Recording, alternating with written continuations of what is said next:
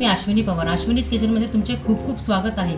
आजची आपली रेसिपी आहे कोळंबी मसाला। तर त्यासाठी लागणारे साहित्य हे 2 मोठे कांदे उभे चिरून घेतलेले आहे, हे 2 मोठे टोमॅटो हे देखील असे बारीक कापून घेतलेले आहे, लसणाच्या 20 ते 25 पाकळ्या, आले अर्धा इंच, लिंबाचा रस हा मी 1 घेतलेला आहे, थोडी कोथिंबीर, हे सुके खोबरे मी साधारण अर्धी वाटी घेतलेली आहे छोटी, आणि हा मसाला हा मालवणी मसाला आहे, हळद आणि चवीनुसार मीठ।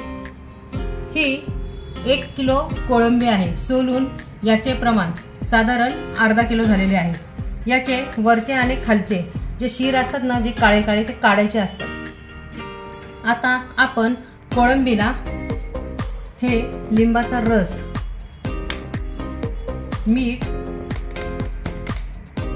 आणि अर्धा चमचा हळद असं सगळं लावून याला मॅरिनेशन करून आपण एक 10 ते 15 मिनिटे ठेवूया।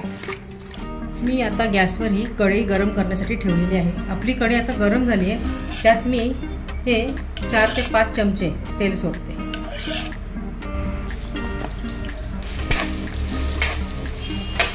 हा कांदा मी असा गुलाबीसर तळून घेतलेला आहे। आता टोमॅटो देखील मी तेलामध्ये चांगले परतून घेणार।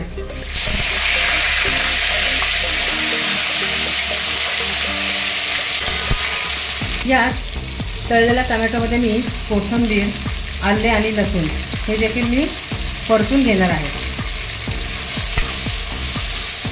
हे खोबरे जे आहे ना शिजलेले हे देखील सोडते यात।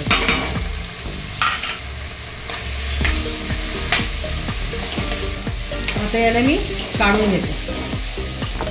मध्ये मी हे कोळंबी थोडे फ्राय करून घेते।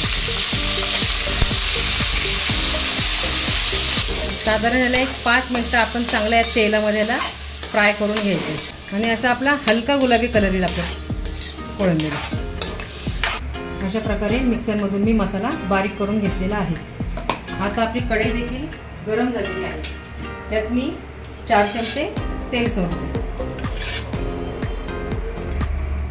तेलाला आता चांगले ताव आलेला आहे, त्यात मी हा मसाला सोडते। चांगलं परतून घेऊया आपण तेलामध्ये। मसाले आहेत ना यात सोडूया आणि याला देखील चांगले परतून घेऊया।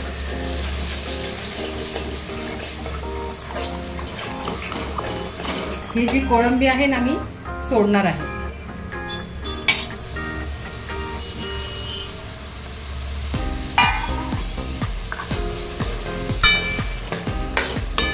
याला पण आपण चांगले परतून घेणार आहोत। शक्यतो गरम पाणीच आपल्याला यामध्ये सोडायचे।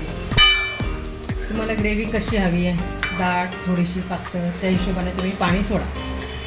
आता याला एक 6 ते 7 मिनिटं आपण चांगले बारीक गॅसवर ठेवून याला शिजवून घेऊया, मग आपली ही भाजी खाण्यासाठी तयार होणार आहे। ते 8 मिनिटं झालेली आहे, ही आपली भाजी मस्तपैकी खाण्यासाठी तयार झालेली आहे।